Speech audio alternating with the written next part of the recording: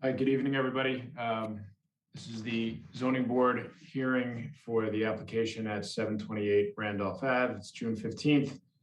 We skipped the last hearing so that the applicant could get together with the town's peer reviewer and go over some of his concerns. Since the last hearing, I assume that that's what's been happening. We received within the last 2 days, two items. One, a memorandum with attachments from Ms. McKettrick regarding the access road behind the site. And then yesterday, I believe we received revised plans from the applicant.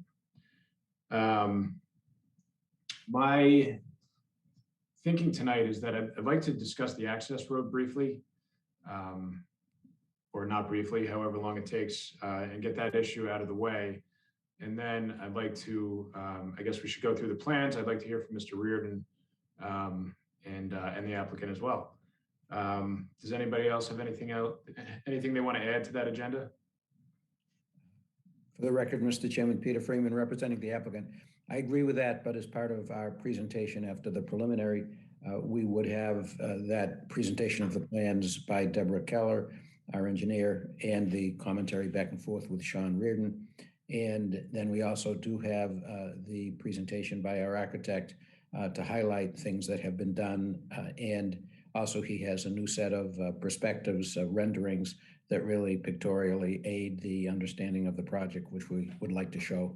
So other than that, I agree with proceeding as you just said. Yeah, I assumed that would be a part of it, Peter. Thank you. Yeah, so let's proceed that way. Marion, I read your memo. I assume other folks have read it too. Am I correct in stating that your conclusion is that the access road behind the site is a private way owned by the town?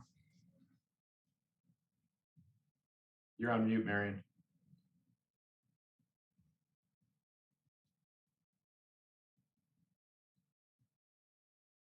Sorry. Yes, that's my opinion. Tim, I know that, sorry to call you out, Tim. I know that you had looked at this issue too. Do you have any comments on that? I assume you got a chance to look at Marion's memo. Yeah, I did. Excuse me. I did read Marion's memo. It jibes with my understanding and my own research in the town records. There's been, there's obviously been a lot of discussion about this. There was a question about whether or not the Quarry Hills leased area included part of that access road. I've been doing a lot of dusty work down in the basement archives. I don't think that that's the case. I think that we've got some pretty good, although indirect evidence that that's not the case, that the access road is in fact still owned and maintained by the town as effectively a private way. One thing that Mr. Driscoll, who Mr. McKettrick represents, brought up at our last meeting was a property adjacent to his property that a few years ago had been zoned for an assisted living development. And during those proceedings, there was that zoning itself kind of contemplates access off the dump road. And I think Mr. Driscoll wanted us to look into that and kind of figure out, how did they kind of thread this needle. So I did a little bit of research in the planning board minutes and the town reports. I talked to the attorney who had represented that property owner in those proceedings. And, the answer to the question is they didn't really thread the needle. At that level of kind of drafting zoning, they really hadn't gone into the details of, okay, how do we actually kind of get access to this access road? I think the presumption being that if town meeting is going to pass zoning for a project that requires access to that access road, it's not a kind of a heavy lift to then take the next step of having town meeting actually, approve either an easement or some other type of mechanism to allow access. So that was something, it was a very intriguing line of inquiry. It would have been great if there was a trick up the sleeve, as it were. But I think if that project had gone forward, they would have encountered the same difficulty that we're encountering now, that there would need to be a town meeting vote necessary in order for the town to give easement rights to a property owner to that road. Thanks, Tim. I appreciate that. Thanks for all the hard work, dusty work. Nick and Jeff, do you guys have anything you want to add or ask on this issue? Not at this time, thanks. Mr. Chairman? Mr. Chairman, if I may? Yes, Peter. Just to add my 2 cents worth, which is nothing different whatsoever, I also researched the title thoroughly as we could, and I unfortunately do not have any different conclusions. So I just want to let you know, in case you were wondering, that we do agree with that. And I would just state that for that reason, my client does need to proceed with the project under the plans that have been proposed and the peer review and all of that, because we can't make the project dependent on what may or may not happen with town meeting. So I just wanted to mention that at the outset. That's fair. Thank you. All right, well, let's move on from that, I guess, unless anybody has anything else. Mr. Freeman, I assume that Deb and your team has had a chance to meet with Mr. Reardon, is that correct? Yes. Okay, and I think we'll hear from your side first, and then we can hear from Mr. Reardon after that. And so I'll turn the floor over to you. Thank you, and I'll turn it right over to Deb Keller. And I assume, Deb, that you can share the screen. I don't know if they have to accommodate that or if you can do it right away. See.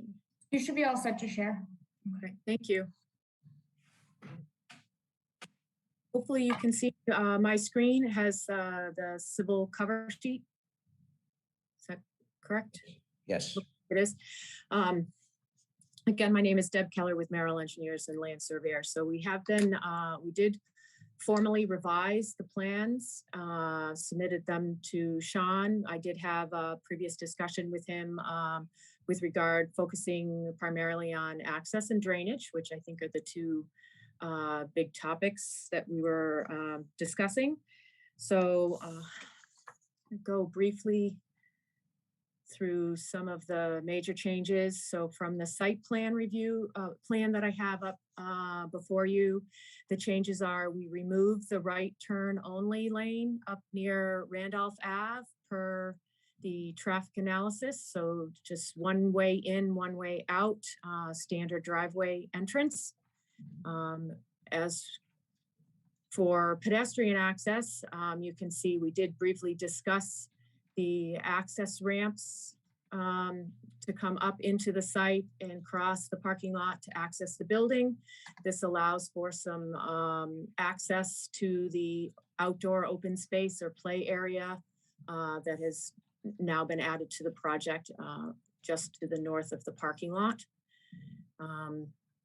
In general, traffic-wise, we did have some comments back from the fire department, and they wanted us to look at widening the radius at this entrance into the parking lot, as well as we widened the throat here from 20 feet to 24 feet, so that it's 24 from Randolph Ave all the way up through to the intersection with the parking lot. We do reduce it as we come down into the garage entrance at the southerly end of the building. So we did add an additional dumpster for recycling. We have the access, pedestrian access down with an ADA ramp down to access the dumpster area. We, I think we did this before, but we do provide the fire truck turnaround area as well as some additional loading and delivery spaces dedicated for drop-offs and such. And we located them here. One, it's ideal for the turnaround, as well as the mailboxes are located at this entrance, the southerly entrance. So this is closer rather than having it at the farther end. I think those are all of the major changes to the site plan. We did add a fenced-in dog run area to the north of the building. With that and some of the site grading and drainage, we did add a retaining wall here to protect that area and allow for that to be leveled off a bit. I'm gonna move. I think there's some interior parking too, but I can slide to the architecturals after. This might be a little harder to see, but zoom in a little bit. So now, from a grading standpoint, we have a 10% grade coming up to the parking lot, flattening out into the parking area. No greater than 5% in the parking area here, so that we have a walkway and then turning into the ramp, as we discussed previously. Again, another switchback ramp down to Randolph Ave. So with the grading and drainage, we did add additional, or excuse me, perform additional soil testing, primarily in the northern area here of the subsurface chamber system under the parking lot, as well as some additional soil testing in the northerly corner, and then one midway down along the access drive to kind of get an overall. We did have several test bits already within the building. So with regard to drainage, we went through a couple of iterations and a few discussions with Sean. We've ended up with 2 subsurface chamber systems, which will collect the front, or what I'm calling the front subsurface system in the parking lot, collects 2/3 of the roof runoff as well as the parking area, treats it through pretreatment subsurface. There's an isolator row within the chamber system as well. It has an overflow outlet, control outlet here, which ties it in to the second subsurface, which also collects the remaining portion of the roof runoff here, with another control structure outlet here, which discharges it to a level spreader, which runs along, it's about 3 feet wide, a stone level spreader at the low point of the site, which runs along the access drive. The remaining upper portion of the driveway here is collected through a series of trench drains, one in this location to capture a small portion of the parking lot, which flows down this way. And we put a trench drain across to capture as much as possible before any runoff ends up down towards Randolph Ave.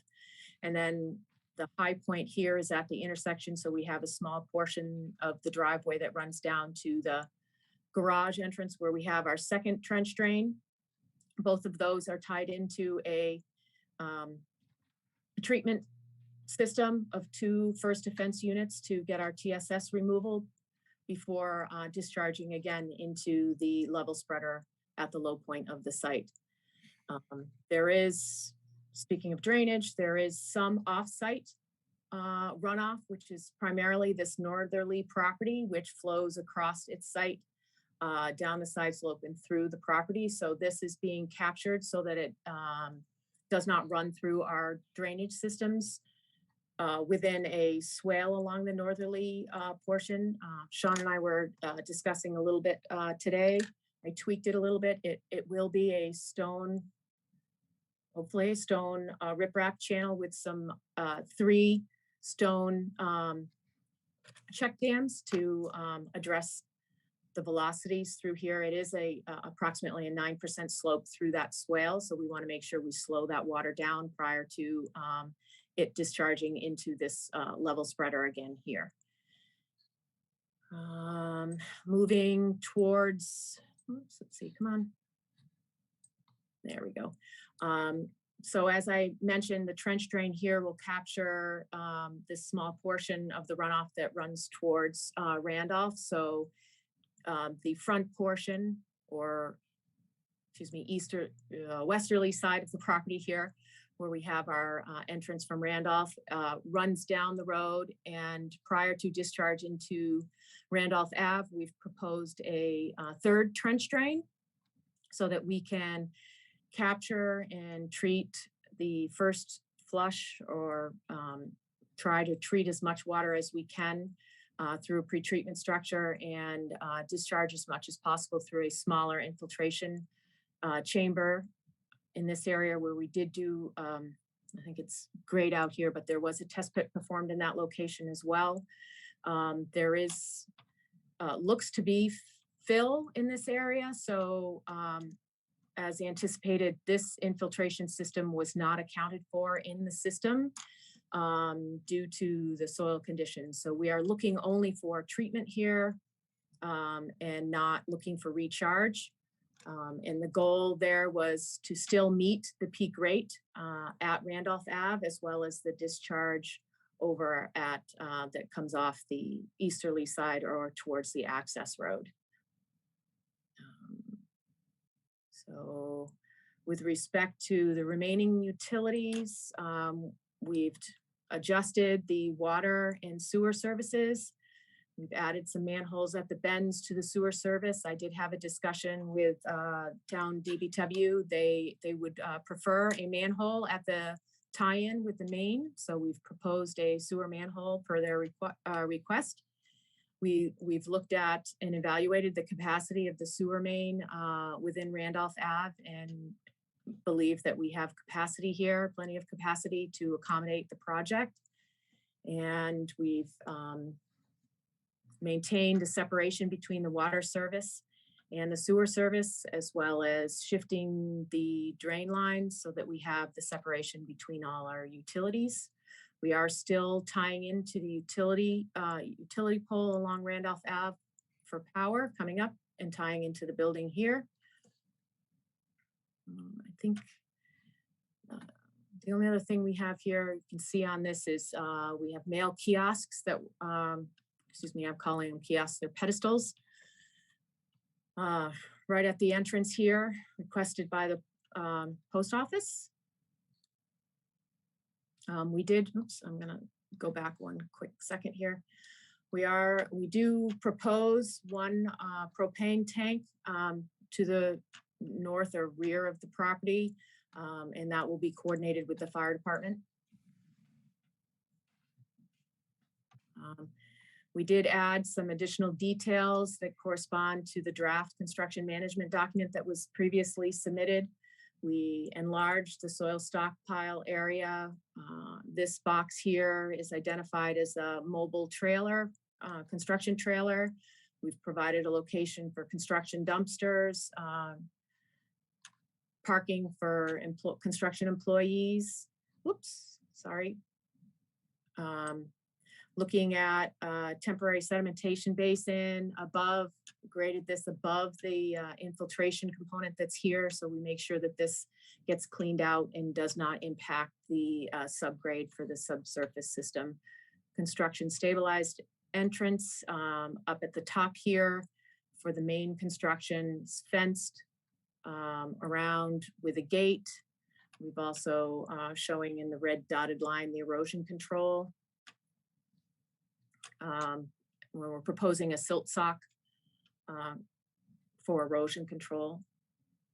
Secondly, moving down, there was a request to incorporate the site distance calculations and plan into the plan set. I did a blow up here so that it was easier to read, showing the vegetation in site. And then a closer look here. I think the question was looking at the trees and the required site distances. And skip through details. Nobody likes looking at those. I'd like to hop to the, so we did provide again a lighting photometric plan for the lighting along the street and around the building. We provided truck turning movements. Showing this right here is an SU-30 delivery truck. We have a fire truck showing their turnaround, being able to turn around in the parking lot, as well as the waste management truck or dump truck, dumpster, pick up the trash. Landscape plan was submitted. Oh, there it comes.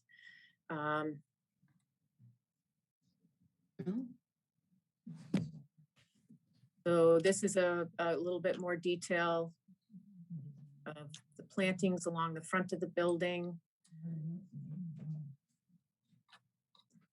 Here we've added some landscaping along the northwesterly side along the first switchback ramp and some of the sidewalk down towards Randolph Ave. As mentioned before, we have some park benches in the playground across the parking lot for open space, residential recreation space, as well as the dog run in the northeasterly corner. And then I can, oops, I think I have to open another file. Let's see.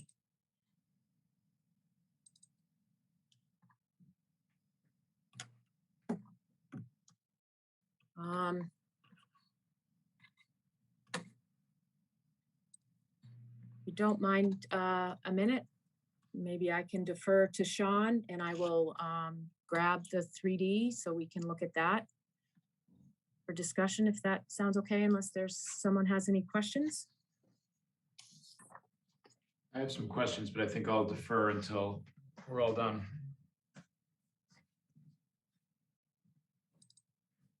I think it's fine to turn to Sean, and then we can come back, as Deb said, with the 3D pictures. Yeah, I've got a number of questions, so we can come, I definitely want to come back. Do you want me to provide my input, Mr. Chair? Sure, yeah, why don't we do that?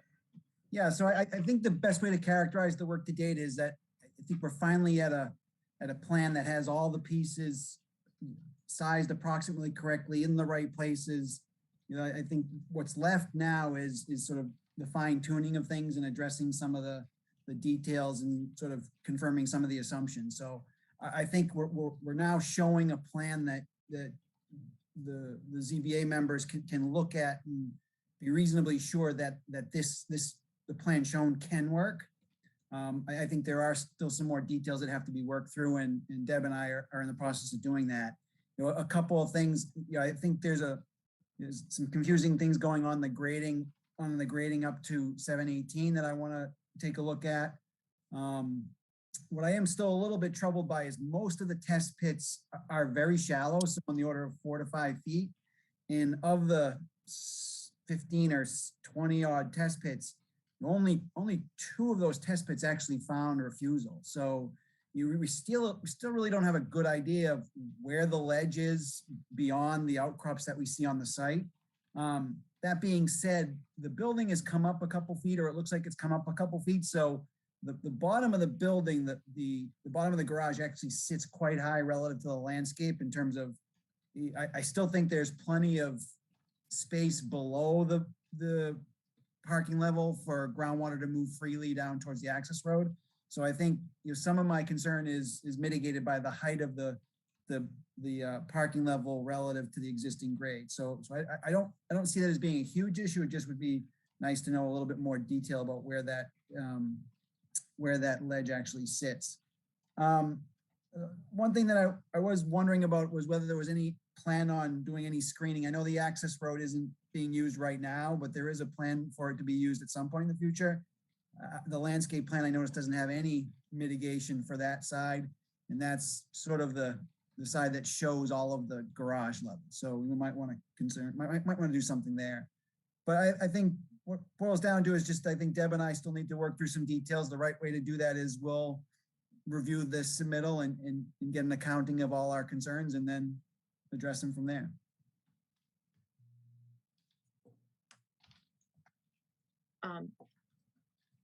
If you would like, I can quickly go through these 3D, the 3D presentation. The view that you see up here, looking from Randolph Ave up into the site. So you can see the switchback kind of gives you a good idea of what it would look like as you come up and into the site here.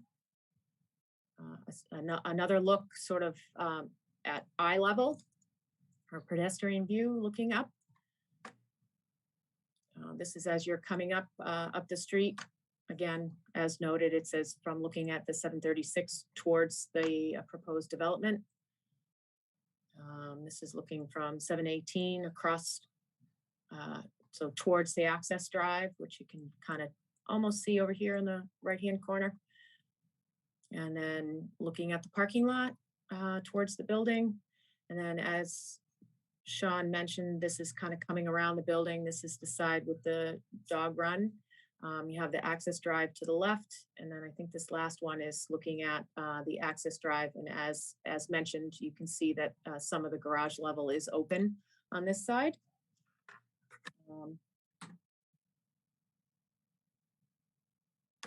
So I think those are the views that we have, renderings that we have.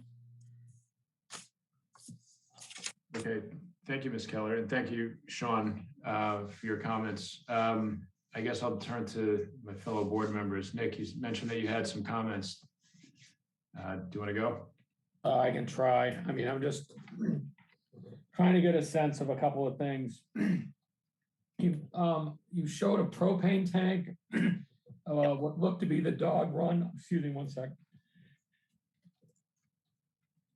And some kind of swale, all sort of in the same location. I'm not really understanding, but at least from the drawings, how that all works together. Okay, so so the dog run would be, I think on the landscaping plan, it looks a little bit bigger than it really is, would be over the subsurface system in this area, with the swale being just north of the fenced in area. I can turn, if it's clearer, I can turn the fence on so you can see it on the grading plan. But you can see how I left space here for that swale so that there is no conflict between the swale and the dog run per se. But the dog run is over the subsurface chamber. And then the propane tank would be just to the north, and it's subsurface. It would be an underground propane tank. All right. That helps. Oh. All right, so can you explain, sorry, it must be allergy season, where the, it seemed to me, you know, and Sean, I'm going to seriously relying on your advice for this, but there was a lot of runoff, overflow, whatever, ending up in that poor, whatever you called it, the flat, the thing on the easterly portion of the lot, where it's going to basically, where does the water run from there? So the natural flow, there's a sort of a I don't know, valley, I guess, that runs right through this sort of flow path. And that's where the northerly watershed comes. And there is no drainage or closed drainage system in the access road itself. So it flows directly across the street and in large wetland on the opposite side of the access drive. So what we're trying to do here with the level spreader or stone channel here along the access drive is maintain that sheet flow or as its existing current condition now as it comes across the access drive. Okay. You mentioned something about a retaining wall near the dog run. How high is that wall? Do we have that kind of information? We do. So the top of wall, so it's about, I think I tightened it up. So it's at the highest, it's 5 feet, and then it tapers down quickly on both ends. So about 4 feet here, 5 feet, and then tapers right down into the swale here. So it's so that we can keep this at for two purposes. One, like to have a level area for the infiltration because we keep that at one level, as well as for the dog run to be relatively level area for them to play in or surface to use as well. So to keep the level spreader at the same grade as the street and keep this up somewhat midway grade wise between our parking lot out front, we've kind of split the difference. Okay, that's very helpful. Thanks. Sure. The last question is sort of a general one. Again, I'm just getting the overall impression looking at that drawing there that we've got. Sure. And I've visited the lot and all of that. This is, to me, it's again, as a lawyer, not as a geotech engineer looking at it, this is a tough to me, it seems like a very tough topography to be configuring a building of this size. In your professional opinion, is this a viable plan? I mean, in terms of stormwater management and just the operation of this building on this particular lot? I mean, is it viable? Because I'm going to get asked that question, and I want to have an answer. Well, I'm going to say yes. We've done multiple soil testing. We're locating the main subsurface chamber system right in that valley as it comes right through here. And as Sean mentioned, we did raise the building and the parking lot slightly, which gives us space in these areas to be able to put these systems and allow for it to recharge to groundwater. As mentioned again, the building itself, even the garage is, I believe the garage slab is at 117.5, and the average grade coming through the building here is 115 existing grade. So you're up higher. And we're meeting peak rates required by stormwater regulations. We're treating all of the water as required. So therefore, I believe it's viable. Okay, thanks. I just wanted to make sure I had that on the record. That's all I have for now. Thanks. Thank you. Mr. Mullen, do you have any questions? Yes. Has the project now not proposing to restrict the site to only right turns out? That is correct. We took that restriction off the entrance. If I can get there, I can. And what is the thinking around that? So my understanding is through the traffic analysis, the right turn only lane was not actually required. It was something that Mr. Celebrity felt might be helpful, as it caused a lot of discussion. And since it was not necessary to meet the traffic concerns, we removed it from the proposal. Yeah, I wouldn't say it wasn't necessary to resolve the traffic concerns. I mean, that's certainly not my view, just for the record. I mean, so how does the school bus, what's the proposal on the school bus? How is that going to work? My understanding is through discussions, the school stop, I believe I made a note on the plan here. It's on the existing conditions. The current bus stop is located at 694 Randolph Ave. So at this point, if someone would have to make their way to that property location for a bus pickup, unless that was changed with the school. Where is 694? 694 would be to the north. I don't believe I have a plan showing where that is, but it would be to the north up this way. See what trying to see. This is 712, so it's probably the next property or so above this plan. I apologize, I don't have a. That's all right. That's all right. How much fill is coming out of here? Have you been able to calculate that? Rob, do you have a number? Yeah, on so that? we did some rough calculations. There's about 1,500 yards of ledge removal, and fill wise, I haven't done any rough. We did some rough calculations, but it's not much of a fill. It's a cut site. It's removal of ledge, so it's about 1,500 cubic yards of ledge being removed, and all the other material we'll use for cut and fills for the parking lot areas, backfill around the foundation. Thank you. I know the proponent is proposing to revise the current easement that is used by 7-Eleven and 736. Would that easement include those pedestrian walkways as well as the traveled way? When you say pedestrian walkway, I'm not sure. You mean with a, I mean, the Crosswalk. pedestrian walkways that you've proposed. oh, okay, that, I think that's outside the right-of-way area. The right-of-way is as shown, more easy to understand on that first 3D drawing.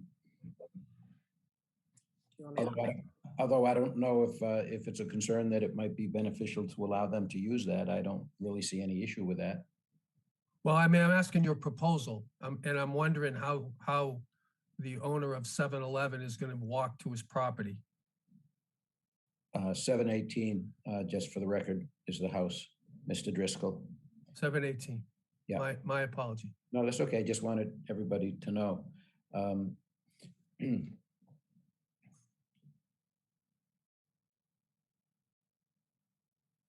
As it being public access, wouldn't he have the right to, I don't know how it would be public access. I'm not following that.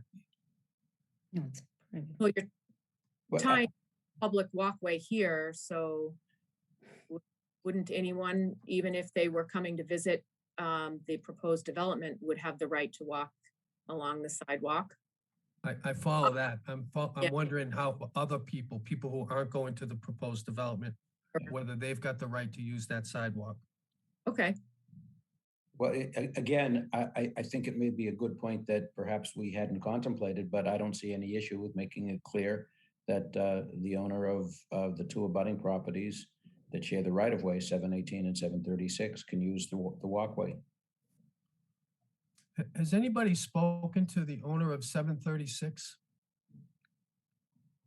Yes, I've spoken with them multiple times. To be honest with you, I was gonna purchase that property, but in the past, 3 to 4 years, they haven't been communicating with me. They were just, I've spoken to their management person. They don't no longer live there, but they just are reluctant to communicate regarding this. They don't want to have any discussions about this project. Have recent attempts been made to speak with them, given Yes. the issues? Yes. Let me just finish the question before you answer, okay? Given the changes to the access in particular? Yes, up until our third meeting, yes.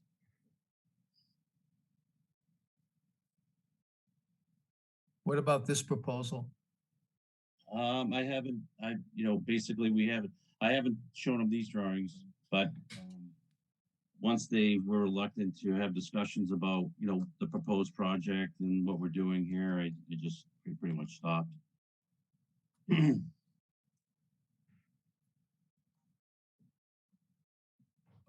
Yeah, I think somebody needs to talk to them. I mean, it's just common courtesy, and if the applicant's not going to, I think the board should make sure they have affirmative notice of this, given the modification of their rights and land that is proposed. That seems the least we can do. I'm not sure that these, I'm not sure the notices that how these hearings get noticed, but that just seems like I mean, I don't know the law on it, but it seems like the right thing to do. But that's my own personal view. I don't have any further questions, Mr. Chair. Thanks, Mr. Mullen. I agree. Maybe that's something we can discuss with Crystal towards the end of this meeting. I've noticed that their absence from these proceedings is conspicuous, and I can't imagine that they don't have an interest in knowing what's going on. A couple of questions about the plans. With regard to the bus stop, I happen to know too intimately that the bus stops are not set in stone. They're determined by need.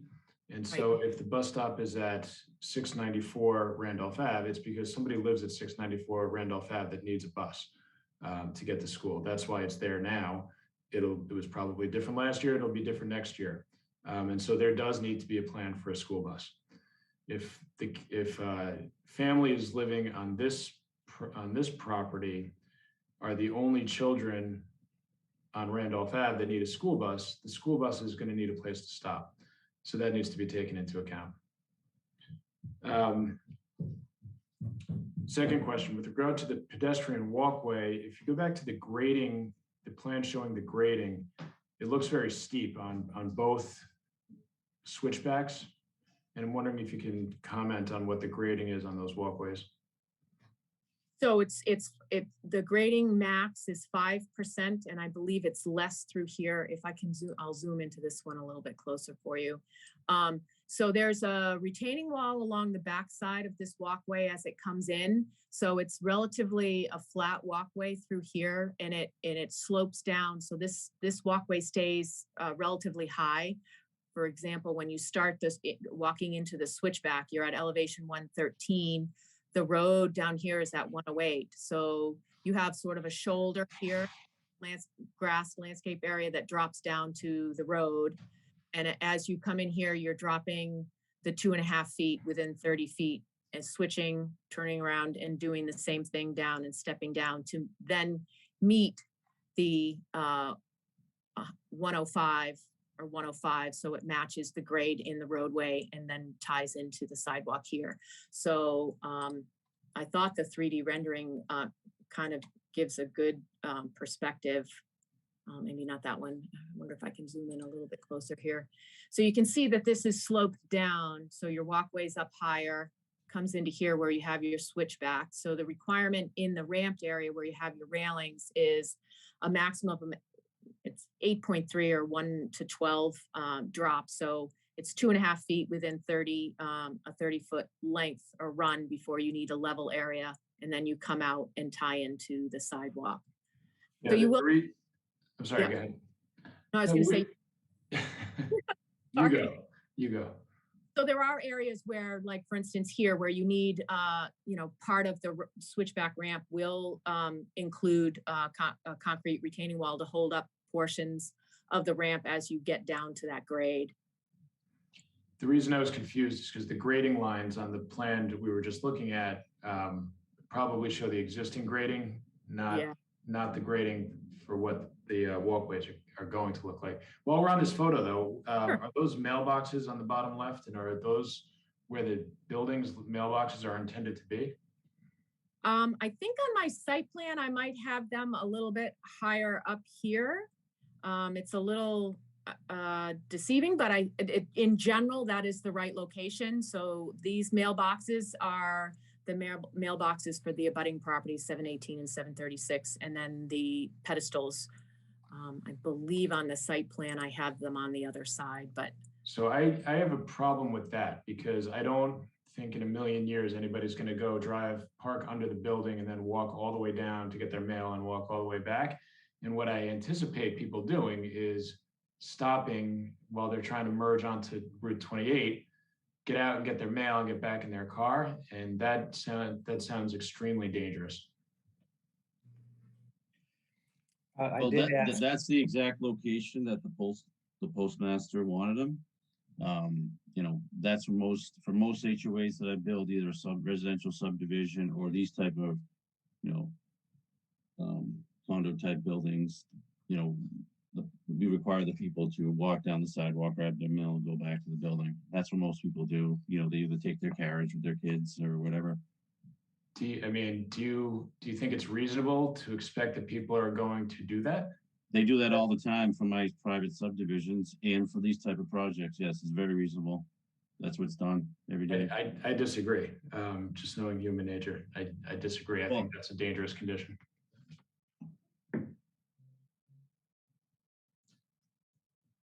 Feel free to disagree with me, but I don't see that happening. I mean, so like I said, I'm in the business of doing development. I build these private subdivisions and roads, okay? And people in their home walk down in the morning or in the evening, walk down, grab their mail and go back to their home or their condo building. So we could, agree to disagree, I guess. Do they Mr. Chair, interfere if I could add. excuse me, do they interfere with the sight lines for exiting the property? No, they're in a location that's required by the post office. They're past the stop line. I mean, I'm just trying to figure it out from the drawing. So they're, sorry to interrupt, but they are on that 3D, they're on the wrong side. So the pedestals are up closer to the switchback as you come around. They look like they're shown a little bit here where the stop bar is. Look past the stop bar to me on the drawing. That's what's causing me. Yeah, these really should be on this side here. In this viewport.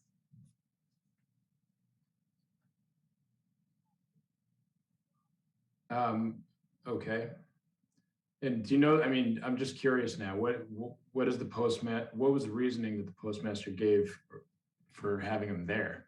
That's their requirement. They have a specific location, an approximate dimension off the road, etc. that they have. So like I built another subdivision in Milton, which he had the same exact location and same, requirements. So How many units are in that subdevelopment? and there was 8 or 10 lot. 8 or 10 private homes? Yeah. Okay. And while we're on this photo, so looking at 736, there's a retaining wall separating the the roadway from the property of 736. There's the one that your cursor is going up across right now, and then there's one perpendicular to that to the right that doesn't exist. You're gonna have to build a retaining. An existing retaining wall that they have. I'll hop into here and show you. So that's this here. Okay. Okay, I'm sorry. I didn't remember that was there. And I assume that retaining wall will be on the right of way, not on their property? This retaining wall here that's along the driveway. Yes, it's Okay. within. Could you go back to the plan showing the, I can't remember which plan it was, but the construction parking, the one with the construction parking? Sure.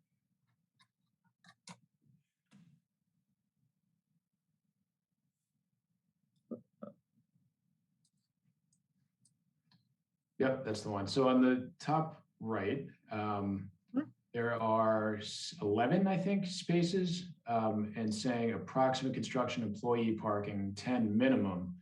Are you planning to add additional construction parking? And if so, where? No, that's based off of this size project. This is the number of spots that we anticipate that we have vehicles for the construction project. And that's where they're located, right on the plan there. Okay. Will there be a revised construction management plan? I think you guys submitted one earlier. We submitted 1 or 2 meetings ago our construction management plan, which goes through pretty much everything: schedule, debris, everything, notifications, supervision. It's typical construction management plan. So I'm not sure what's the need to revise it. I didn't say there was a need. I was asking that now that you have a whole new set of plans, if there were going to be revisions to your construction management plan. No, this plan correlates with our construction management document. Okay, final question, I think, and that's the dog run on the east side, which I believe you said is kind of at a raised level because it's directly over a subsurface chamber. Mm-hmm. And I also think, if I'm following, that the subsurface chamber runs to the level spreaders along the access road. Is that correct? That is correct. And the level spreaders will disperse any runoff across the access road to the wetlands area. Is that right? That's correct. Okay. Are there any environmental concerns with having a dog run over the collection chamber? So Deb, you might want to explain just the cover of the chambers for the dog run. So it's not like you had 6 inches and then you have the chambers. So you probably, well, how many feet of cover do you have? 4 feet It's of a cover? minimum of 18 inches. So at the shallowest, it would have 18 inches of cover over the chamber system to the existing grade on the dog run. So is that a no? I don't believe there is, but to be honest, I've never looked into that, and I'd be happy to double check that for you. If you could, that would be great. Thank you.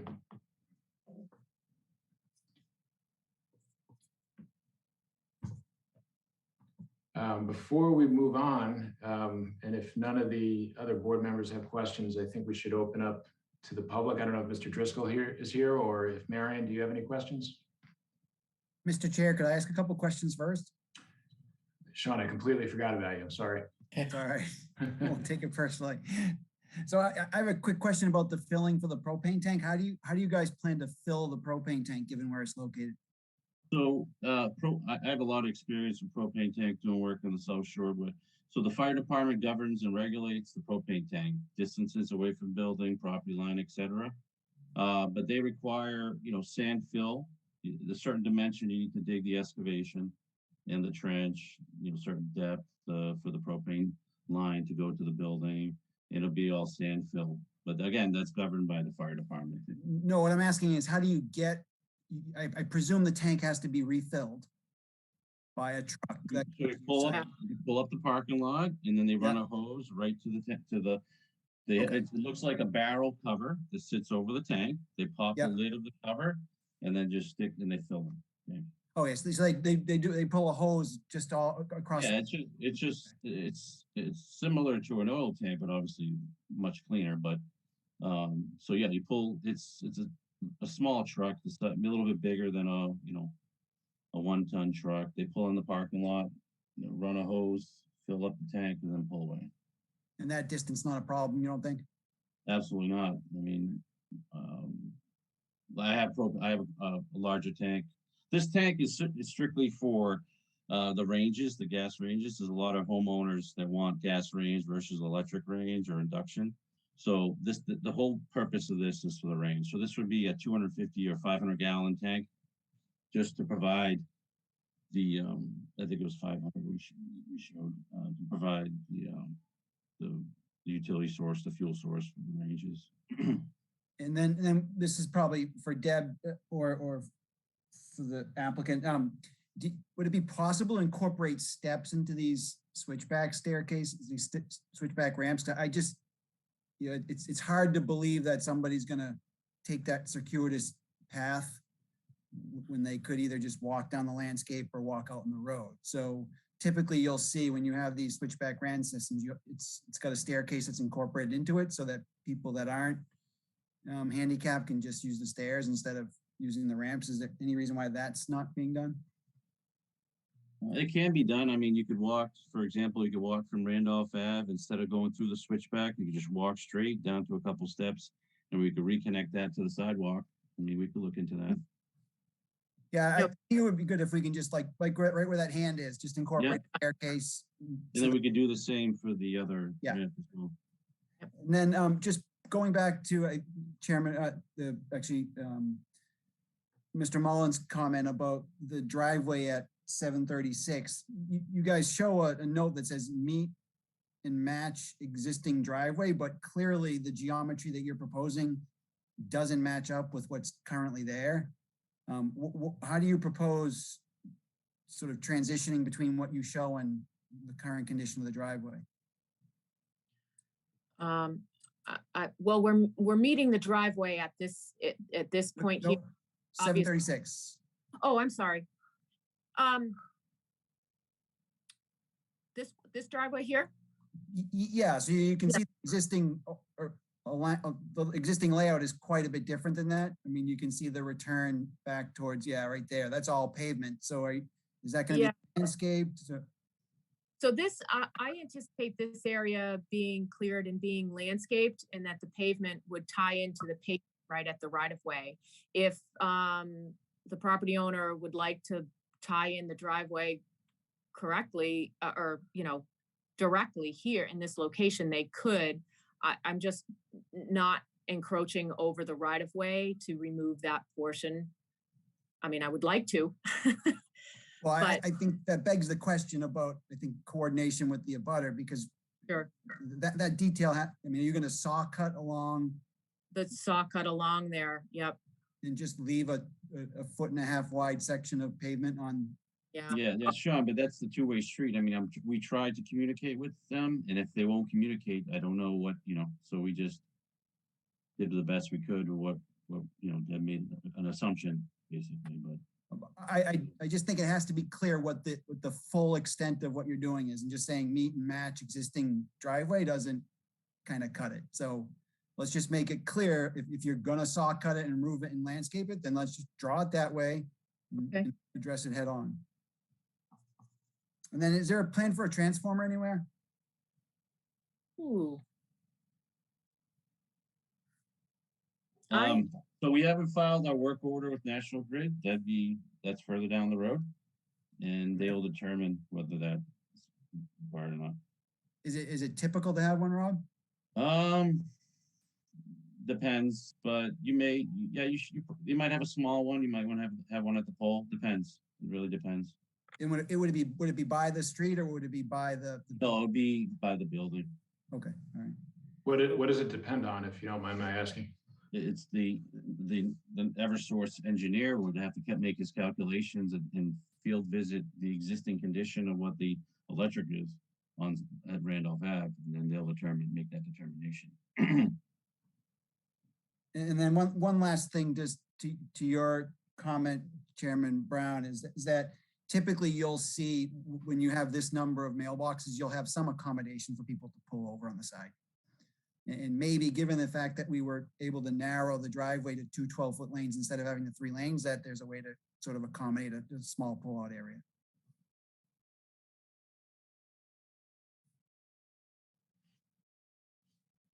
And that's it for me.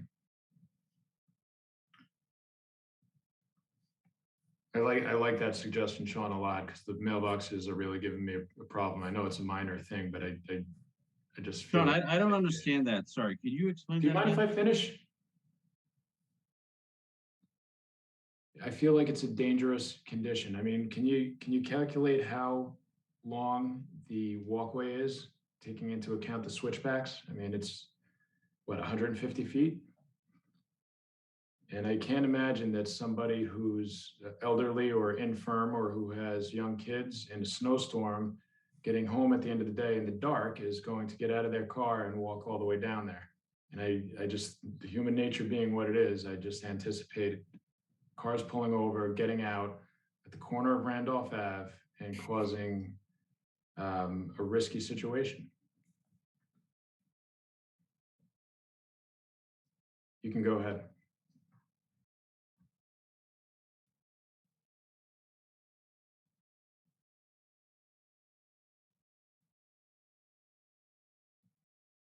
Sean, I was just saying, can you re-explain what you were saying about the mailboxes? Yeah, usually when we have 40 some odd mailboxes, you typically see an accommodation for a pullout on the side of the road. I mean, it's basically creating a parking spot. So parallel parking spot. And what I was thinking is that given that we used to have 3 lanes of traffic, which are much wider than a parking spot, we should be able to figure out a way to accommodate a small little pull-off area, even if it's just 6 feet wide, to give people room on the side to pull over and still have, because I mean, you don't need all 12 feet to get by somebody. So maybe there's a sort of a middle ground that provides some sort of refuge for somebody pulling over there. Because I think it's a high possibility, if not a likelihood, that people are going to simply pull over on their way out, jump out and get their mail and then go on their way. Yeah, so like I said, I've already gave you my spiel, and I can tell you what people do. I see it every morning when I go to work, when I'm in the process of building these type of developments, and I see it. And no, it doesn't. It's not like a big cluster right at the mailboxes. It doesn't happen because everyone does not drink their coffee in the morning at the same time. They don't take a shower at the same time, and all that stuff. But I just see it. I just see the practical part of it. People do not cluster and create chaos at the post at the mailboxes. But I would say I'll have to revisit and re-meet with the postmaster and then have a discussion. But the only thing I could recommend is maybe if I could ask the postmaster to relocate the mailboxes east of the first ramp and maybe have a little indent there.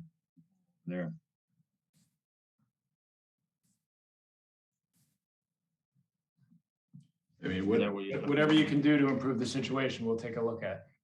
Is that what you're talking about, Sean? Like having like a little. Yeah, even if it's just show some accommodation. I don't think it needs to be a full parking space. I think to Chairman Brown's point, right now we've sort of not even considered the likelihood. You know, and I see what you're saying about people doing it, but I can guarantee you not everybody is going to walk to and from that spot. You may see half of them, and that's 20 people, but the other 20 are most certainly going to either pull over on their way out or pull over on their way in. And we should have some accommodation for them, particularly given the sort of all the other things that are going on in that location with that switchback ramp and other things that sort of constrain the access through that area. I think Deb's smart enough to come up with something. I wasn't going to weigh in, but I think that's super complex, Sean, given the speed of the traffic on 28. The motorists heading west who would stop and pick up their mail, where do they then go? You would expect them to do a U-turn and go back? And then motorists stopping on the way in are facing high volume, high speed vehicles getting off that. That's like a ramp, given the speed of 28. Yeah, I think, Mr. Mull, I think that's why we have to show some conscious accommodation for the people that are going to do just that. Fair enough. Just putting that on the record. That's all. Yeah, that's good. Thank you. Mr. Ciliberti, if I could, do you know if the owners of 736 live in the town or nearby, or how have you been getting in touch with them? They live in Milton, yes. Do you know where in Milton they live? I have, yes. Okay. Yeah. Could you share that information with Crystal, or Peter? Can you share that information with Crystal? We may want to have the board send some kind of a notice to them. Sure. Okay.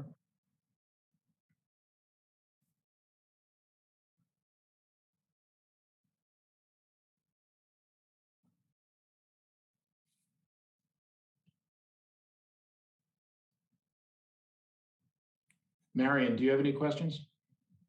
I have a couple specific questions. Are the utilities, the air conditioning units and that sort of, are they all on the top of the building and the sides of the building? And if they're on the top of the building, are they screened? Are they noisy? Have you given us any information on that? I don't recall any. Sure, you can just, if you want, Deb, do you want to just turn to the roof plan for the architecturals? Oh, right Is there. this the one you're looking for? Yeah, so we're proposing ductless mini splits, and those are the condensers located there. And then they'll be screened. And if you look at the elevation plan and the 3D renderings, it shows the screening as well. I can get to. Can you show me that? Yeah. Yeah, there you go. So And then you can look at the 3D rendering, it will show in color. So that's the screening here, right, Rob? Yeah. Yeah. Okay. Thank you. And then you've added a lot of impervious area with this sidewalk. I assume that you've recalculated your drainage to take that into account. Is that correct? Yes. Yes. So you're still at the required 0 increase in runoff with those recalculations? Matching existing, yes. Yes. Okay. Yeah. Thank you. I do have some comments about the access road. Mr. Brown, do you want me to wait until later to talk about that? No, I think now's an okay time to talk about it. Okay. Just in general, the drastic change in this site, in addition to the building, certainly is the entranceway. I'm not going to repeat what I've already said about what effect the traffic from this development will have on access from the driveway from 718. You know, I represent the Driscolls. This is a major, major concern for them. And as these plans continue to be refined, they're showing, more and more change to the front of the area where the Driscolls live. So they're not only looking at a much bigger building, which is now somewhat higher, they're looking at a tremendous change in the front. This is why I have researched the access road. In the Driscoll's view, that is the way this development should be approached.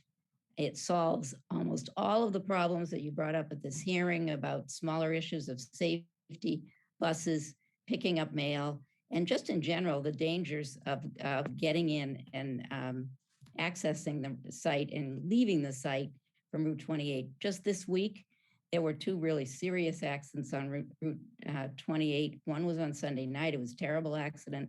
It's a little further up the road. And I think there was one right by Reed Street. I don't have the information. I think it just happened. There are bad accidents on this street because of the speed. This is a particularly unsafe street to be exiting on and off of. And the access road is a signalized intersection. So I don't want everybody to just drop this idea because you have to get permission from the town to use that road.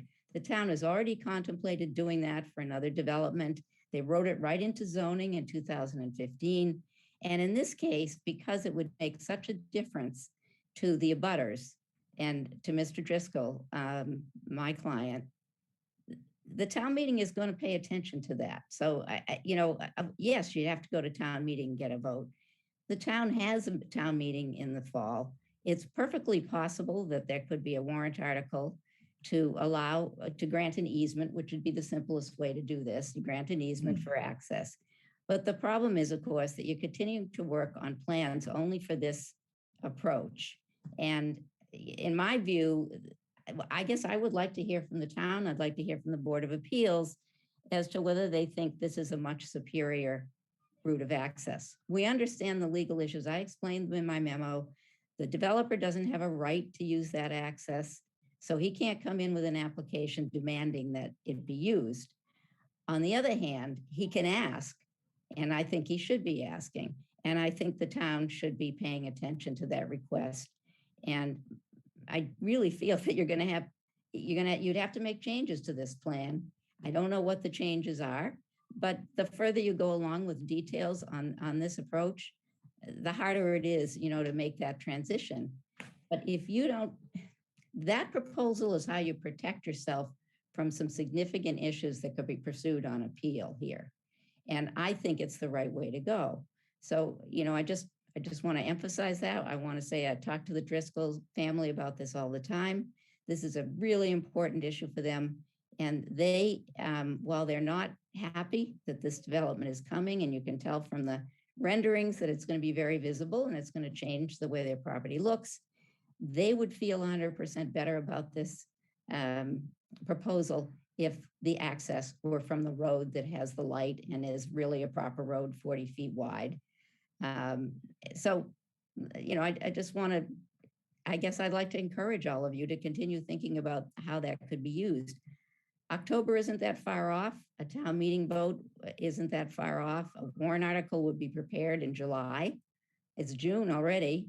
So, this is something that I think we should at least be thinking about. I'm not sure where the initiative comes from, whether it comes from the town planner, whether the Board of Appeals should be pushing for it, whether the developer should be pushing for it. I mean, I think all three of you should be.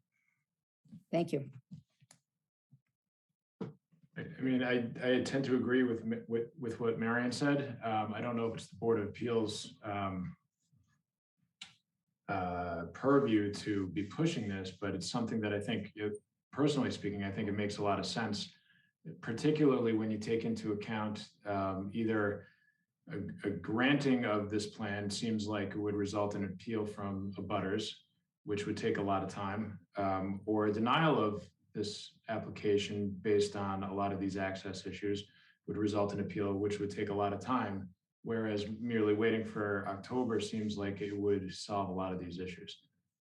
That's just the way I'm looking at it. I'm not suggesting anything. And, I don't know, do my fellow board members have any responses? Like, I think it's hard for the board to comment on something that's not in front of it. Excuse me. And I don't doubt the wisdom of the access road. But I think the town needs to indicate what it's proposing to do, and I'm reluctant to comment on it as a board member unless it's in front of us, and I don't think it is. It may have been at a short period of time, but I think Mr. Freeman took it off the table, so, which is fine. That's his prerogative. It's the applicant, so those are my thoughts. So if I can I add something to that? Sure, go ahead. Okay, so when I started this process about 7 years ago, and just to add to Miriam's comments that the town's not listening, I met with the town planner, the and the previous town planner and the town administrator, and they didn't want to hear it. They didn't want nothing to hear about. We obviously, I'm a developer. I know that the access road access would be the best access. The building has to stay on this plane of the access road due to the cuts and fills, disturbance of the site, etc. But of course, having access to the access road is, you already have a road there, and it's more appealing and desirable way to access this proposed development. But again, the town didn't want to hear anything about, I proposed to improve the access road 700 feet, new road, new sidewalks, new paving, all that stuff. They did not want to hear it. So I went through the exercise again because Mr. Freeman said we should just entertain it, redo the title, redo the research, and we came up with the same conclusion. Basically the same exact conclusion that we don't have access, it's away, and we did some more drawings and Deborah put some plan together of what the building would look like and how we would access it, but we're at the same place. So, you obviously have an animal shelter going up there. Someone needs to improve this road as well. So you got, again, I was proposing to improve about 700 feet from Randolph Ave all the way to my property line. So, we did have plans at our last meeting. So if the town wants to talk, I'm open to, talking to the town on how we could, propose this, but we've already, gone through and, if we don't have access, we don't have access.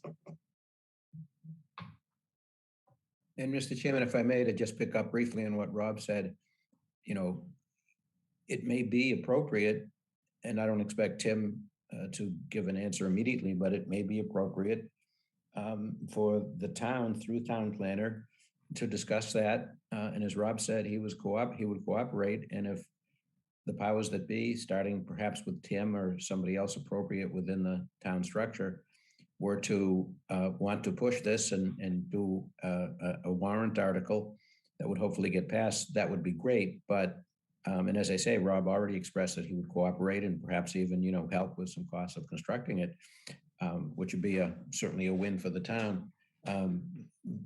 But that does not need to be a showstopper, as I said at the outset, in terms of how we're proceeding. I know that puts pressure on you, the board members.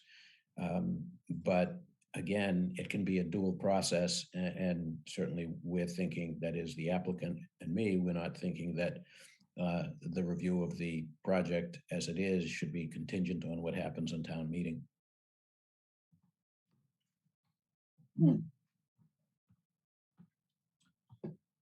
Understood. Does anybody else have any comments on this particular issue? Nothing more than has already been said, but I completely agree with Mr. Mullins' comments. I'll just leave it at that.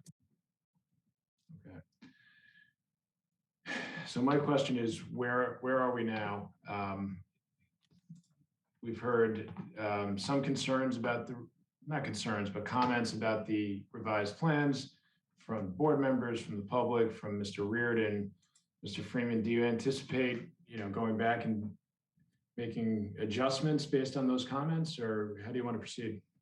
Well, I took notes, but I'm not going to tell you I remember every point right now. I think that that we, the applicant, and most especially Deb, certainly would agree with Sean that the two engineers should keep working between now and the next hearing.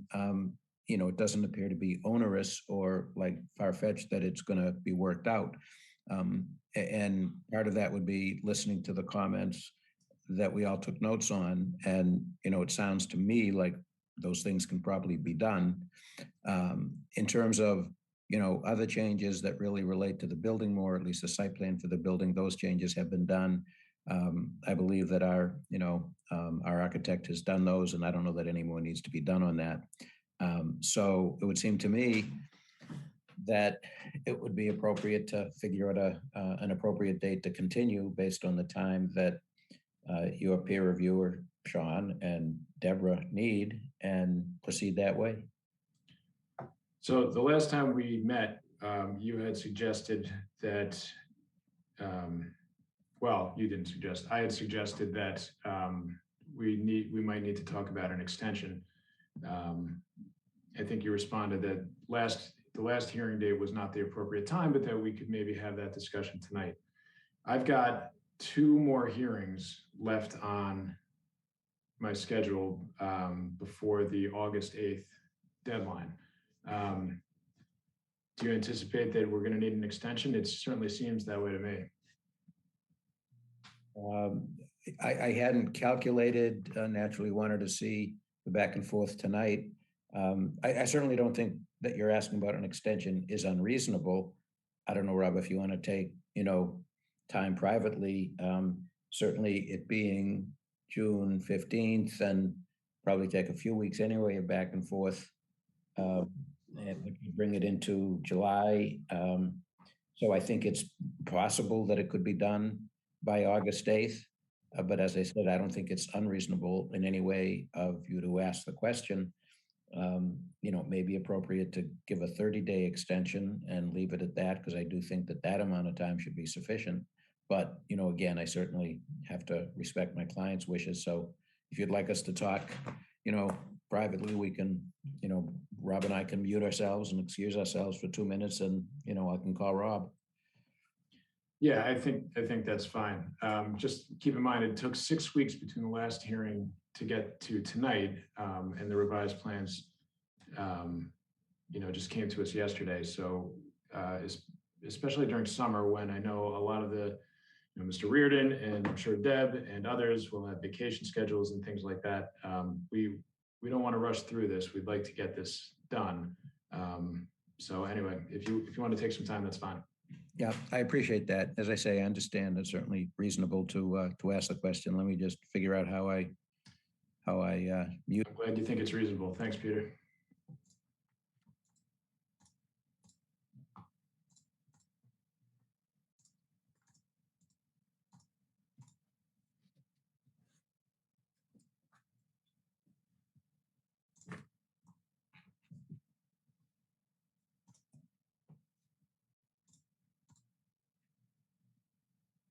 Do we have a design peer review going on too? I don't recall talking in depth about this building. That was what I was going to ask too. Unless I forgot, I don't remember that. I thought that Sean was the only one that we had for this. No, Cliff is on board, and I think he's submitted at least a first round of written comments. He wasn't able to join us tonight, but I think that's something we'll want to make sure that he's got these updated plans. He's got the renderings.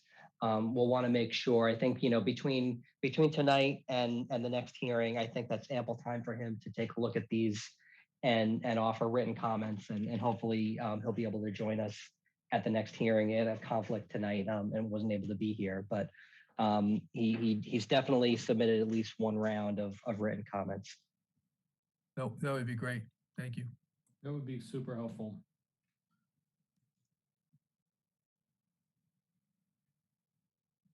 I can pan through while we're waiting. These are the architecturals that were submitted, the revised. To be honest with you, I'm not sure that I could highlight all of the changes. I do know that they added the utility locations, some storage is in the garage level, reconfigured. I believe they adjusted something with the elevator access.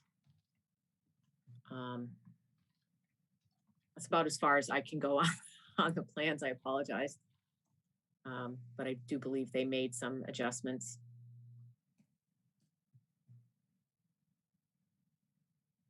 Deb, I had a couple comments that I want to wait for Peter and Rob to get back, but I think there may be something that you can answer for me.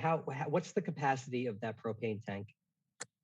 I believe this one that I have on the plan currently. I don't identify the size, but I believe this is approximately a 500 it's either a 100 or a 500 gallon tank. I know that's a big difference, but I have to double check that. I know that, Rob was mentioning that he was going to work that out with the department, but we were showing that it would be located with the proper setbacks to the building and to the property line and outside of the dog run, and obviously not on top of the subsurface system. Yeah, thank you for that. And I don't have the number on the tip of my fingers, but I know there's a kind of a threshold for the amount of propane tank that you can have on a site before. We dealt with this with another development where we had to have a public hearing at our select board, just to sort of, before the fire department could sign off. There's a threshold, below which they can kind of give it the thumbs up, but above which you have to have a public hearing. And I think that's a state regulation. It's just kind of administered through the local select board. So that would be one thing that if either you or Peter or whoever could look into that, and as you're kind of going through your waiver list, I'd be interested to know if that's if you're crossing that threshold. I for some reason I'm thinking 2,000 gallons, but that seems pretty big. But if you're crossing that threshold, and B, if that is in fact a state regulation and it's kind of unwaivable under 40B, and just look to get some clarity on that. Sure, I've got it on my list, and I will make sure that Rob checks in on that and confirms the size that he's looking for. I think what he was indicating is it's relatively a low volume because it's just for the ranges. It's not to heat the building or anything.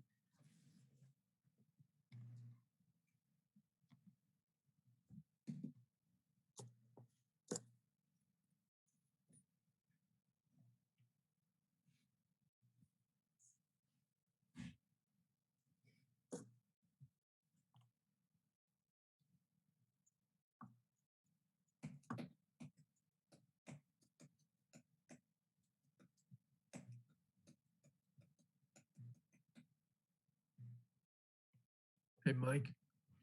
Yeah, Jeff. The August date that you gave, does that include an extension that we've already got? Did we not get an extension last time for 30 days? Or am I not remembering that?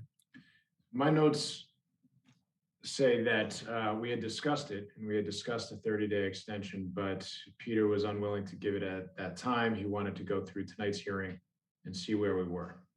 I see. But if you remember differently, that's certainly possible as well.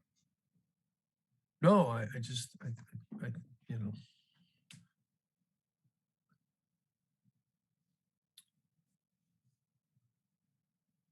Mr. Chairman, I should be back unmuted and on video. We hear you. Thank you. I appreciate the courtesy of giving us that time. And we heard the end of that discussion, which is really all that I was checking. I don't think that we had given an extension, but it really is a moot point because, we will agree to extend it, for now for 30 days. So September 8th or whatever, is roughly 30 days. Make sure that's a weekday, and that certainly makes sense. Okay. Thank you for that. I think we need to discuss our next hearing. My calendar, Crystal, if you're still there, shows that July 6th is the next hearing date, but I don't think there's anything magical about that date. I think we can, pick a night, whatever night's open. I mean, Peter, what do you think about an appropriate time to meet? How long do you think we need? Yeah, I'll defer to Deb and Sean, but if I may, just remembered something that you folks also talked about during my brief recess with Rob. We have made, I should say, our architect Andy, repeated attempts to work with Cliff Bomer, your architectural peer reviewer. And I haven't spoken to Cliff, so I don't want to quote by way of hearsay, but suffice it to say that Andy has reported to Rob that there's been candidly very little cooperation, even though it was your direct instruction at the previous hearing that it was fine for him to work directly with our architect in between the hearings. So Again, I don't want to say any more than that, and maybe there's a reason. I don't, I mean, I'm disappointed, and I think that that doesn't show that, as far as I understood it, that Mr. Bomer is doing what I believe he was intended to do. But again, if there's a reason from his view, and I don't want to say any more than that, but we have tried. I appreciate that, Mr. Freeman. My understanding and this is no more than a guess, is that Mr. Bohm is just really busy. And that's part of the reason why I think we need to build time into the summer. I don't know, Tim, I mean, are you able to get in touch with Mr. Bomer and just confirm that he'll be able to touch base with the applicant's team? Absolutely, I can do that, yes. Okay. Assuming all that goes as expected, Mr. Freeman, what are you thinking? Yeah, again, if you don't mind, Deb, have you been able to look at calendars and give us your suggestion, which would need time for you to finish up, get them to Sean, have back and forth with you and Sean? I'm just looking at my notes here. I think some of the major plan changes that we discussed were adding stairs at the 2 switchback locations, adding some more definition to the driveway work at the 736 frontage. Looking to see sizing propane tank and as well as the mailbox, providing some access for that location. Researching for the dog run with regard to any issue with the stormwater chambers underneath it. Landscaping along the access road, maybe enhancing that area a bit. And then it would be any outstanding comments that Sean may have.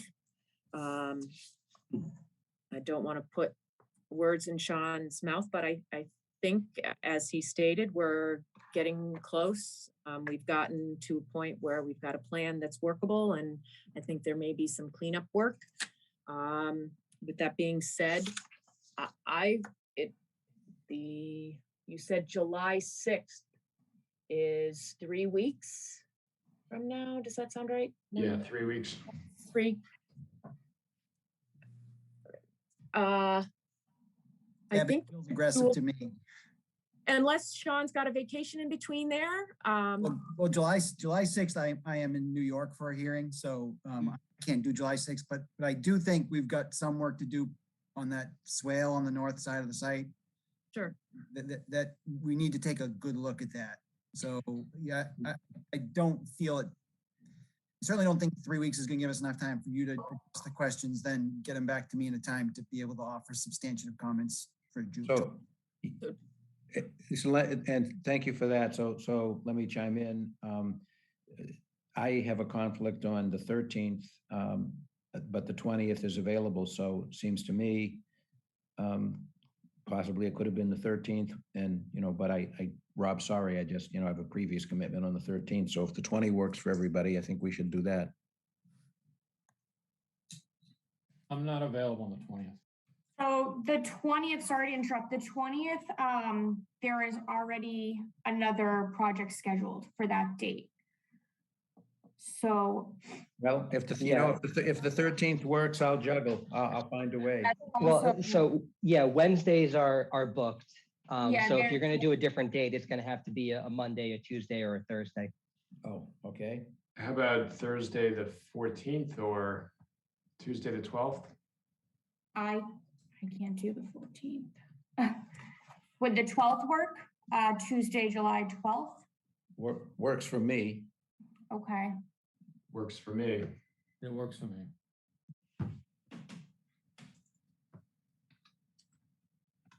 Okay. Yeah, that's fine for me too. Okay. Okay, great. Tuesday.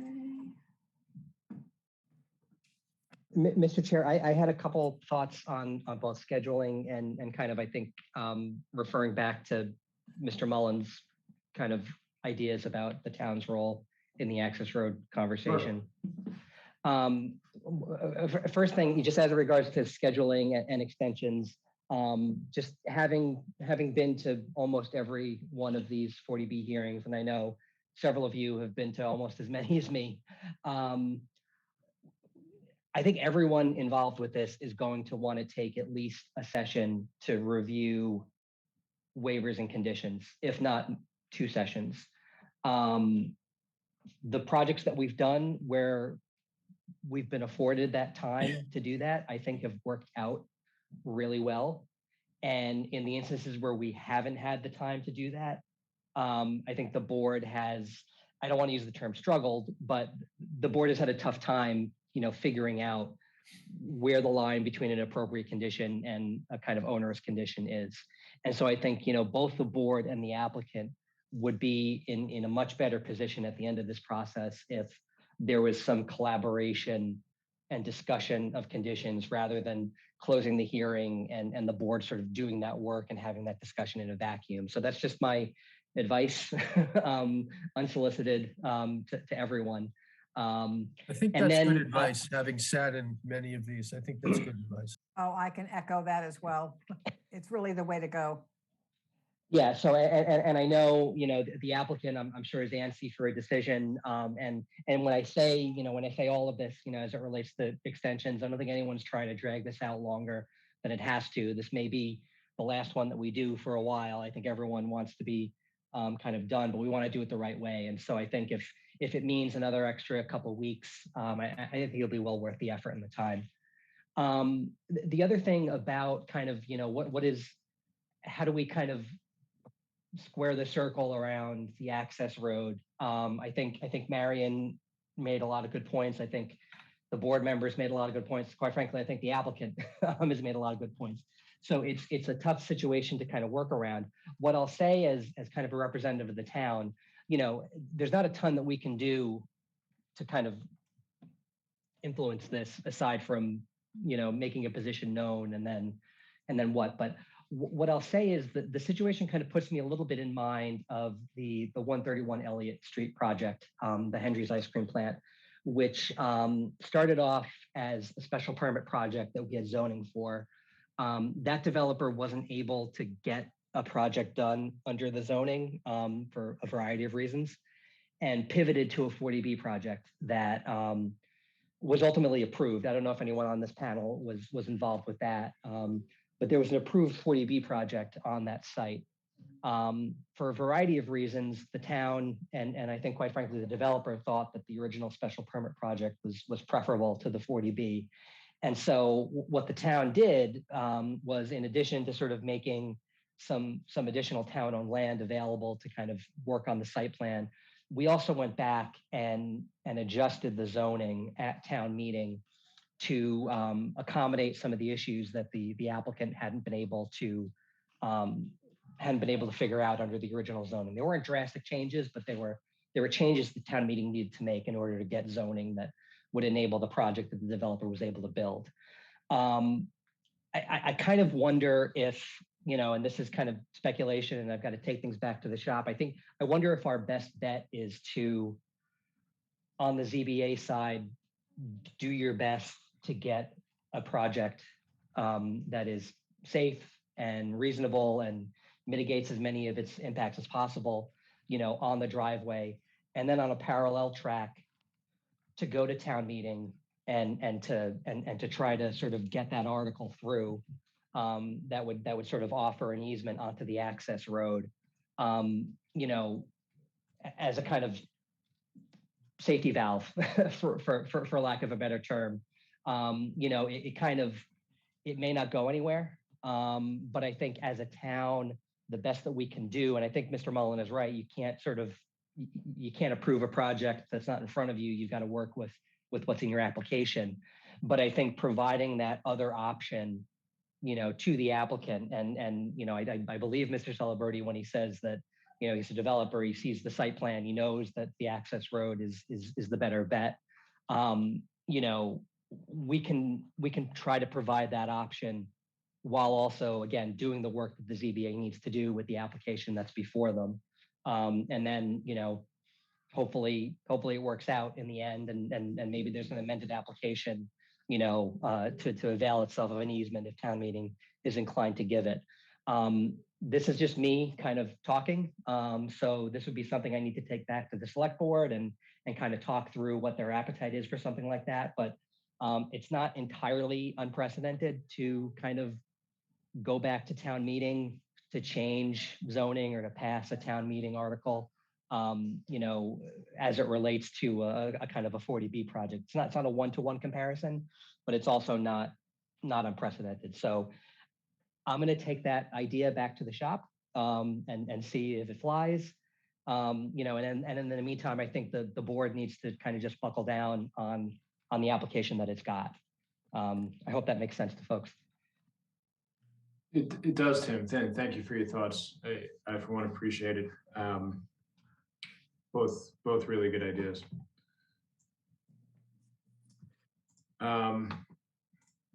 So I think that Tim's first point about having the kind of open deliberation session or whatever you want to call it is a good one. I think we can maybe table it for now and see how we do in the next meeting or two, and then discuss the schedule for closing the hearing and all that stuff. So it looks like for now we're on for July 12th. Do we want to go ahead and schedule another meeting beyond that, or do we want to see where we are after that? Happy to schedule it since you do have a fairly busy schedule. Right, and I'm just afraid of the summer and what people's schedules look like. So we're on the 12th. Do you want to say that's 4 weeks from now? Do you want to say another 4 weeks after that? 3 or 4. So the next one scheduled after that is the 27th. Is that too soon? Why don't we keep it? The 27th? I'd ask you not to schedule it for the 27th because I will not be available, but it's up to you. I mean, I'm not available the following week, the first week of August. And so now we're talking about the week of August 8th. And I have to apologize, but I won't be available that week. The second week in August. I kind of see where this is going. Okay, a month. Peter, what do you suggest we do? Well, is it possible, although the 27th of July is already scheduled for this, but if Marion isn't available that date, could we do it another day that week? Well, I'll be away that whole week. Are you going to be away that whole week? I will, yes. All right. Weeks in a row. Peter, if I may, Peter, we kind of need to hear from the architectural peer review because we may need to have a little more time after the next meeting, So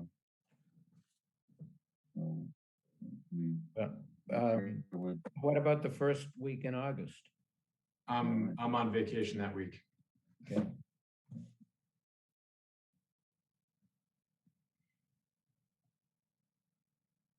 I'm just taking 4 or 5 day weekends during the summer, so I can squeeze in things in the midweek. Well, if the week of July 25th and the week of August 1st are out of the question, but then Deb, you're away the week of August 8th, right? That is correct, yes. Yeah, I mean, it'd be a shame to have to go that long because there should be good progress made, by the July 12th hearing.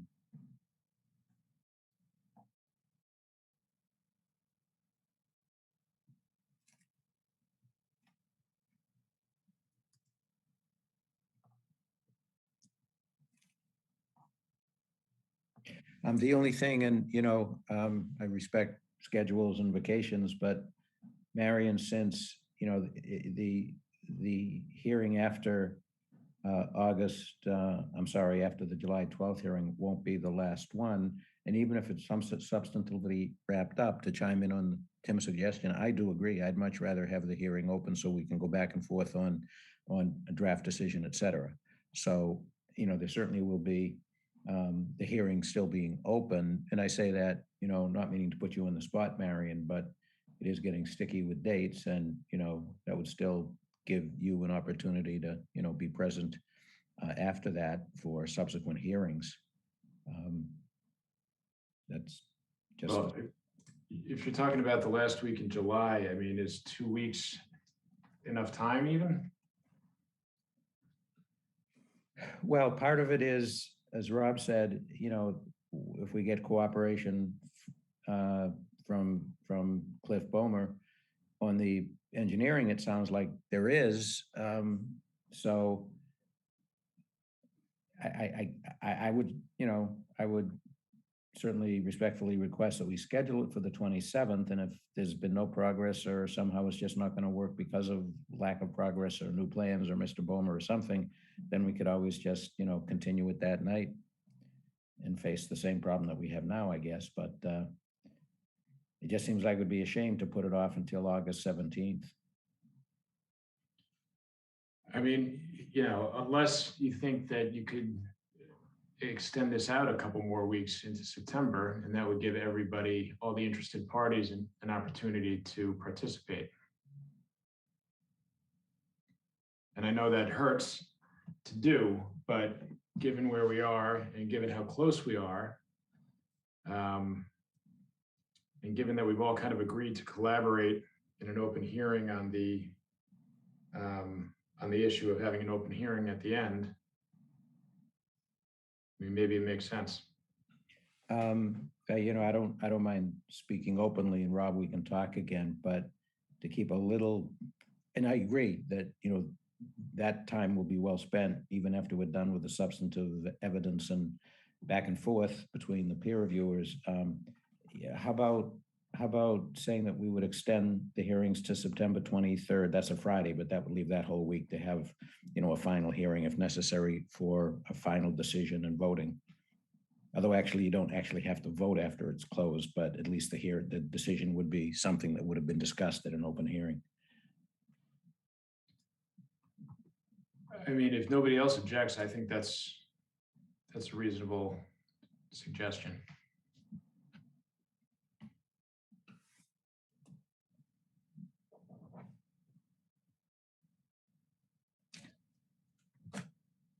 So if that were the case, then we would be looking at our next, so we'd have July 12th and then the week of August 15th. Yeah.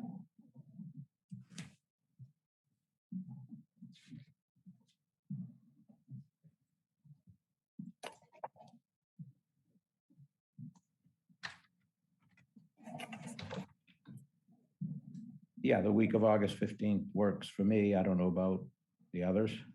Crystal, do you have any dates in that week? Yes, so it's supposed to be Wednesday, August 17th, but if the Wednesday doesn't work, the Monday or Tuesday are open if it needs to be changed around. The 17th works for me. Okay. Fine with me. Yeah, that's fine.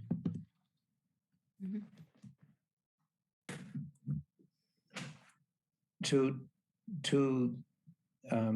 the purpose and the question of, reviewing in open session draft decisions and all, it may not be necessary by July 12th, but very soon thereafter, it would make sense to have a draft decision, which, I had drafted one on the previous case that just concluded that I represented on East Milton, which two of you folks were up on the panel. I had drafted one, and then I think that that Judy Barrett substantially rewrote it. And again, I think it was after the hearing was closed. So I don't care whether it starts off with Judy writing it or me or collaborating, which Judy and I have done many times. But I just throw that out there that it might make sense for you folks to give some guidance as to how you want a decision drafted. Yeah, that would be helpful to me too, Peter. Okay, that sounds good. I assume you're going to be discussing potential conditions in open hearing, though. Is that correct? I think that's the proposal, yeah. Yeah, and I agree And with that's what that. you have to do. Yeah. Oh, thank you. I agree with that, Marion. Yeah. Mhm. So, Mr. Chairman, I think you said that's a good idea. should I just work it out with Judy, whether she wants me to take a first stab or she do it? And again, I think Judy and I would just like to know. Judy, what do you think? I mean, I'm happy to get it started and just work collaboratively with Peter on at least a first draft. And obviously I would want Tim involved as well in reviewing the conditions, but I think we can kind of team to put something together that's ready for the board's review. I'm fine with that. Yeah. And of course, Judy, we have at least a template from the recent one that you and I were both involved in. So, I mean, I could make it a little more streamlined, but anyway, forgive me. Anyway, sorry. I just help the board draft the decisions, Peter. I don't necessarily put everything in them, but I think, to the question at hand, I don't see any reason why Peter and I can't get a draft going. We can loop Tim in. And if there are disagreements about something that should be in there or not, we can always just, as I've done before, footnote it so the board is aware. Here's a draft condition. Not everybody's in agreement right now. And then you'll know what's going on. Yeah, it's a draft. That seems to make sense. Okay. Okay, good. Thank you. We do have, sorry, excuse me. Sorry, we haven't heard all the evidence yet, and I'm not sure where this particular petition is going, application is going, at least in my mind. So just, go ahead and work on a draft, but keep in mind, we're still hearing evidence. Oh, absolutely, Nick. No, I totally get that. I mean, I think there's going to be places in the draft where you're just going to have to be, here's a topic and we have to park it, but we're not ready to say anything. Got it. I understand. Thanks. But thank you.